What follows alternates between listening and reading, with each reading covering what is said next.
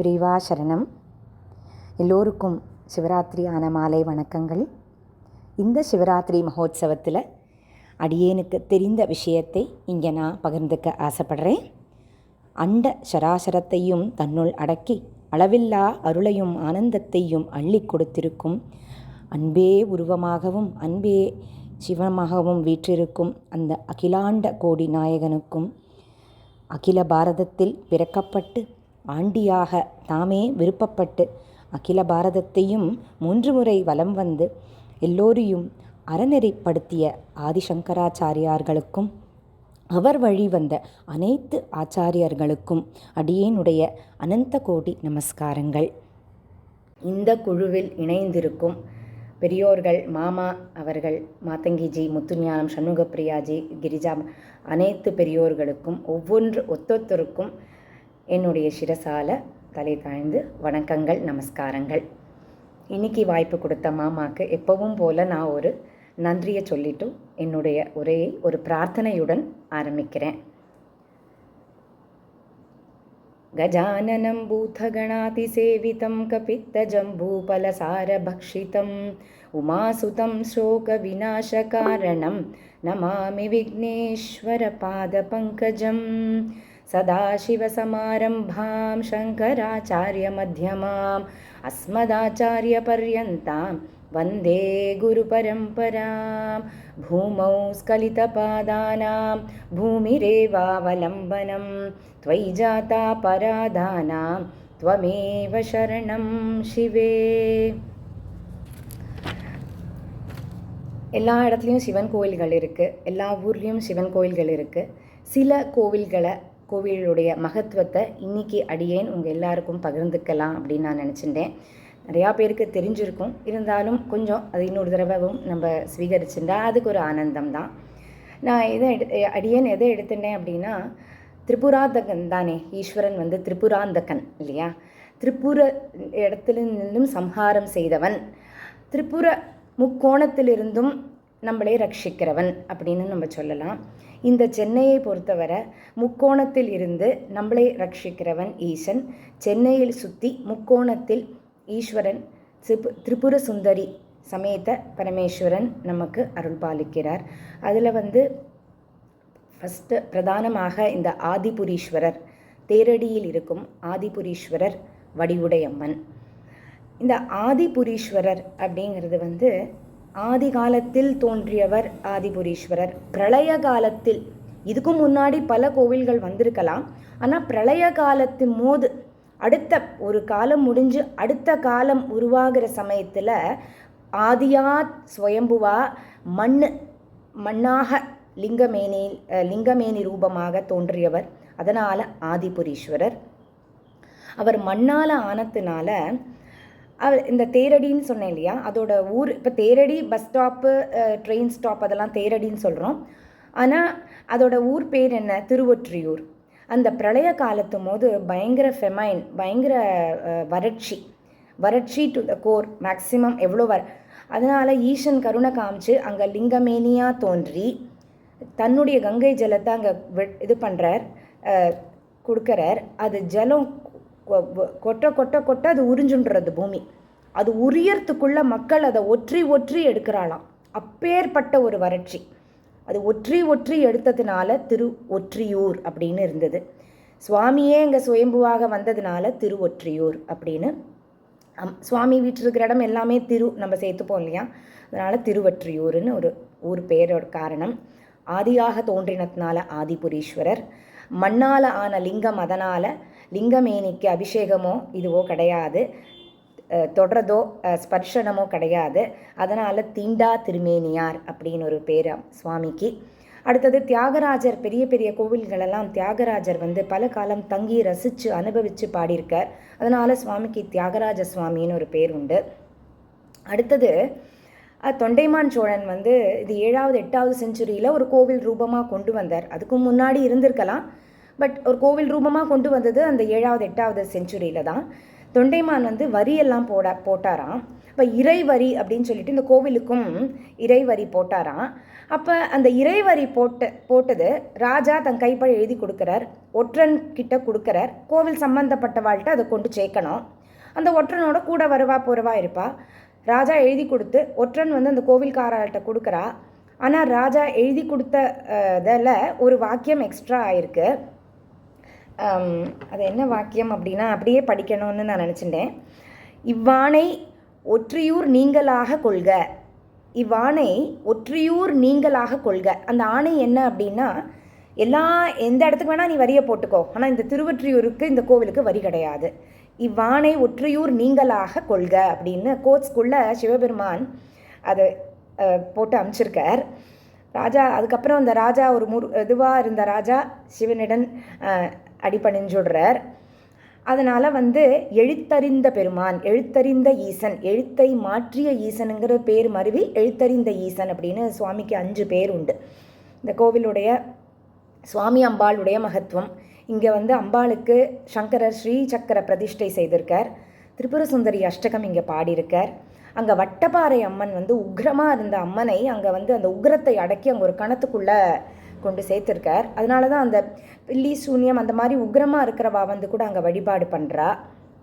அப்புறம் நம்மளோட அந்த ஐயடிகள் காடவேற்கோன் நாயன்மார்கள் வந்து அங்கே ரொம்ப நாள் இருந்து அங்கே பாடல் பெற்ற ஸ்தலமாக அவர் வந்து பாடல் பெற்று பண்ணியிருக்கார். ஐயடிகள் காடவேற்கோன் இல்லையா. அடுத்ததாக கலியநாயனாரோட அவதார ஸ்தலமாக இருக்குது. அடுத்தது பட்டினத்தாருடைய சமாதி ஸ்தலமாகவும் இருக்குது. அப்புறம் காஞ்சி காமகோடி பீடத்தோட 61வது ஆச்சாரியான 61வது மகாதேவேந்திர சரஸ்வதி சுவாமிகளுடைய அதிஷ்டானமும் சமாதி ஸ்தலமும் கோவிலுக்கு கொஞ்சம் வெளியில் அக்ரஹாரத்தில் இருக்குது, சங்கரமட பக்கத்தில் இருக்குது. ஸோ இப்படி இந்த திருவொற்றியூருக்கு பல பெருமைகள் இருந்துகிட்டே இருக்குது. அங்கே அம்பாள் வந்து காருண்ய ஸ்வரூபமாகவே இருக்கா. அந்த கோவிலோட தல விருட்சம் மகிழ மரம், தல தீர்த்தம் வந்து பிரம்மன் வழிபட்ட இடம், அதனால் அது வந்து பிரம்ம தீர்த்தமாக இருக்குது. ஞான உபதேசம் பல பேருக்கு ஆனதுனால அது ஞான சக்தியை கொடுக்குற இடம் இந்த திருவொற்றியூர் அப்படின்னு. அங்கே திரிபுராந்தகன் திரிபுர சுந்தரி சமேத பரமேஸ்வரன் பார்வதி தேவி எல்லாருக்கும் அருள் பாலிக்கிறார். இங்கே ஆதிசங்கர திரிபுர சுந்தரி அஷ்டகம் எழுதினதுனால நான் ஒரு 2 ஸ்டான்ஸாக இந்த இடத்துல திரிபுர சுந்தரி அஷ்டகத்தை பாடுறேன்.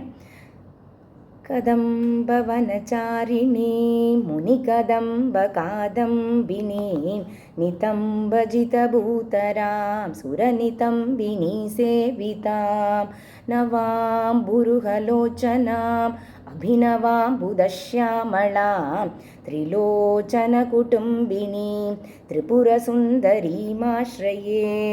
கதம்பவனவாசினீம் கனகவல்லகீதாரிணீம் மகார்ஹமணிஹாரிணீம் முகசமுல்லமத்வாருணீம் தயாவிபவகாரிணீம் விஷதரோச்சனாச்சாரிணீம் திரிலோச்சனகுடும்பினீம் திரிபுரசுந்தரீமாஸ்ரயே.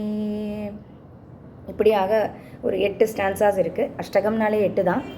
ஸோ சங்கரர் இங்கே ஸ்ரீ சக்கர பிரதிஷ்டை செய்து வடிவுடை அம்மனுக்கு இந்த திரிபுர சுந்தரி அஷ்டகம் பாடினார்.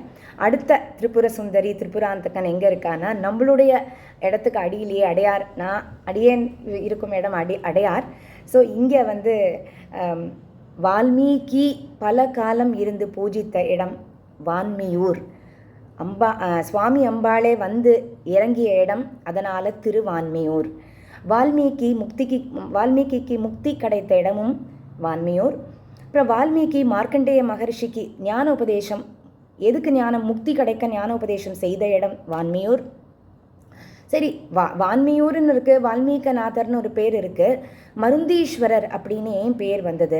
மருந்து அப்படின்னா வந்து சம்ஸ்கிருதத்தில் ஔஷதம், ஔஷதீஸ்வரர்.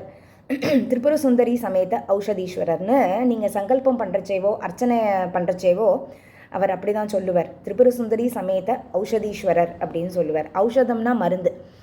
அகத்தியருக்கு தீராத வைத்தவலி எப்படி அப்பர் சுவாமிகளுக்கு தீராத வைத்தவலி வந்து அங்கே வைத்தியநாதர் குணப்படுத்தினாரோ, அந்த மாதிரி அகத்தியருக்கு தீராத வைத்தவலி வந்து இந்த இடத்துல சுவாமியை தன் கையால் மூலிகைகள் எல்லாம் சேர்த்து கொடுத்தார்.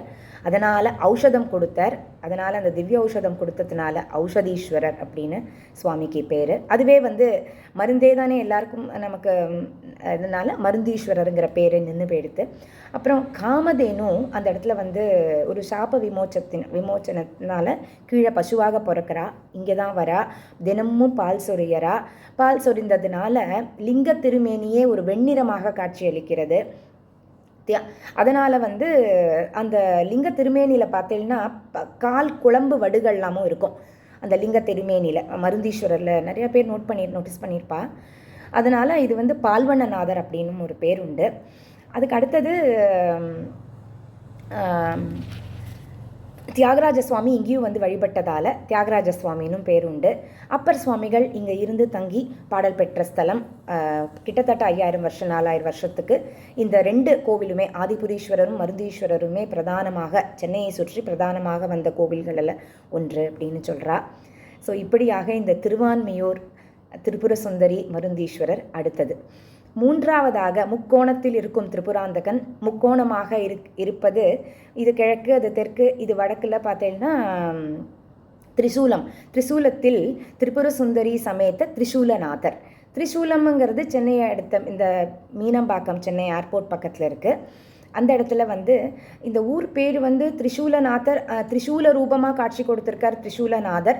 இது வந்து 4 மலைக்கு நடுவில் இந்த கோவில் அமைஞ்சதுனால இந்த ஊர் பேரே சதுர்வேதி மங்கலம் அப்படின்னு இருந்திருக்கு. அதனால் வந்து பிரம்மன் வந்து ஞானத்துக்காக சதுர்வேதத்தையும் கற்றுக்கிறதுக்காக இந்த இடத்துக்கு வந்து சிவனை வழிபட்டா. அதனால் இந்த இடத்துல பிரம்ம தீர்த்தம்னே பேர் உண்டு இந்த தீர்த்தத்துக்கு. மருந்தீஸ்வரரோட தல விருட்சம் வந்து வன்னிமரம், தல தீர்த்தம் வந்து ஜென்ம தீர்த்தம். அது மாதிரி இங்கே வந்து இந்த தல தீர்த்தம் பேர் பிரம்ம தீர்த்தம், தல விருட்சம் வந்து அரசமரம். இந்த சதுர்வேதினால இந்த 4 மலைகளும் 4 வேதங்களுக்கு சமம் சொல்லிட்டு பிரம்மன் வந்து இங்கே சிவன் கிட்ட வந்து ஞானோபதேசம் வாங்கிக்கிறார். அதனால் திரிசூலநாதர் திரிபுர சுந்தரி.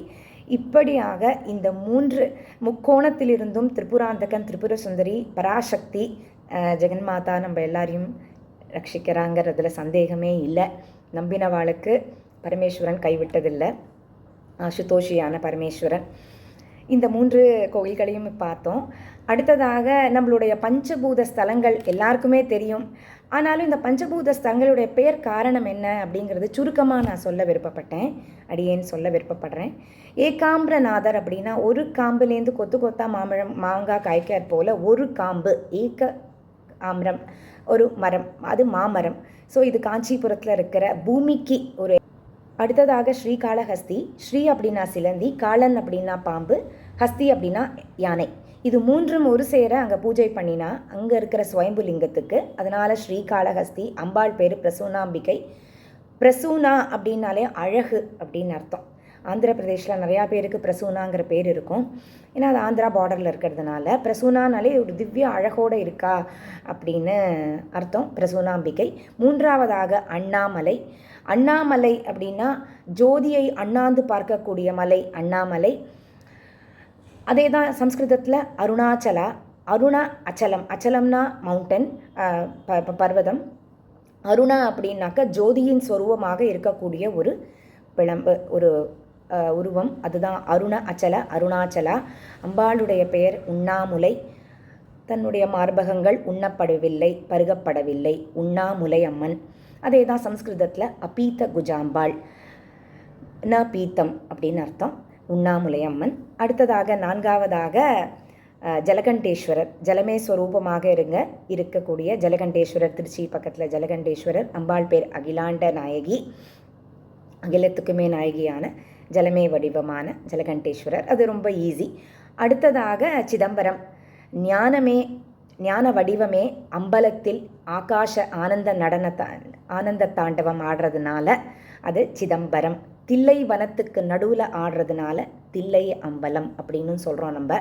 தில்லை நடராஜர் அப்படின்னு சொல்லும். பதஞ்சலி முனிவருக்கும் வியாகரபாத முனிவருக்கும் அவர் ஆனந்த நடனம் ஆடி காமிக்கிறார் இல்லையா, அத்தனை அடியார்களுக்கும் ஆனந்த தாண்டவம் ஆடி காமிக்கிறார். அப்படியாக பஞ்ச பூத தலங்களையும் நம்ம பார்த்தோம். மாமாவோட புண்ணியத்தில் நம்ம இந்த பேரெல்லாமே உச்சரிக்கிறோம். இல்லாட்டி இந்த பேரெல்லாம் உச்சரிப்போமான்னு தெரியாது, ஏதோ ஸ்லோகத்தை படிப்போம், உட்காருவோம், அவ்வளோதான். நன்றி மாமா. அடுத்தது வந்து நம்ம இத்தனை கோவில்களை பார்த்தோம். அடியனுடைய மனசுக்கு ஈர்க்கப்பட்ட 1-2 கோவில்கள் இருக்குது. அதையும் சொல்லிவிட்டு இந்த உரையை நான் முடிச்சுக்கிறேன். இங்கே அடையாருக்கு இருக்கக்கூடிய இந்த ரத்னகிரீஸ்வரர் அப்படிங்கிற இடம் வந்து ரத்னகிரி மார்ச் 7, 1970 1970 அன்றைக்கி ஒரு பக்தர் வந்து பெரியவாளை பார்க்க போகிறா. அப்போ பெரியவா வந்து அவர்கிட்ட சொல்கிறா, இன்றைக்கி உனக்கு ஒரு லிங்கம் கிடைக்கும், அங்கே போய் நீ பாரு, கடலில் போய் நின்று உனக்கு ஒரு இது கிடைக்கும் அப்படின்னு சொல்கிறா. உடனே அவருக்கு ஒரு லிங்கம் கிடைக்கிறது. அப்புறம் அவர் வந்து ஸ்ருங்கேரி ஆச்சாரியாலை வச்சுட்டு இந்த இடத்த பூஜை பண்ணி ஆச்சாரியால் அதுக்கு பேர் வைக்கிறா. ஸ்ருங்கேரி பாரதி தீர்த்த சுவாமிகள் சுவாமி அம்பாளுக்கு பேர் வைக்கிறா. ரத்னகிரீஸ்வரர் அப்படின்னு ரத்னமாக கிடைத்ததுனால் ரத்னகிரீஸ்வரரும். அராளகேசி, அராளம்னா சுருட்டை முடியுடைய அம்பாளுக்கு அழகு அந்த சுருட்டை முடி. அராளம்னா சுருட்டை அப்படிங்கிற ஒரு அர்த்தத்தில் இங்கே ரத்னகிரீஸ்வரர் கோவிலோட ஒரு பேர் காரணம். அடுத்தது நம்ம வந்து ரொம்ப தமிழ்நாட்டில் 1-2 கோவில் ரொம்ப மனசுக்கு எல்லாருக்கும் ஈர்க்கும் இல்லையா? 2 கோவிலை சொல்கிறேன். திருவையாறு எல்லாருக்குமே, நம்ம திருவையாறு நான் நிறையா எவ்ரி டைம் நான் மிஸ் பண்ணவே மாட்டேன். நம்ம சவுத்து போனாக்க எல்லாருக்கும் ஒரு கோவில், நம்ம கும்பேஸ்வரர் போவோம், கும்போணம் போனால் கும்பேஸ்வரர் போகாத இருக்க மாட்டோம். அந்த மாதிரி எல்லோரும் மகாலிங்க, திருவிடைமருதூர் மகாலிங்க சுவாமி அடுத்தது எனக்கு. முதல்ல திருவையாருக்கு பல பெருமைகள் உண்டு, பல பெருமைகள். அதில் ஒரு சிலது தான் இங்கே நமக்கு நேரம் நமக்கு அவ்வளோதான் சொல்லிகிட்டே போகலாம். அதில் வந்து 5 நதிகளுக்கு நடுவில் சுவாமி இருக்கிறதுனால பஞ்சநதேஸ்வரர், நதிக்கு நடுவும் இருக்கும் ஈஸ்வரன் பஞ்சநதேஸ்வரர்.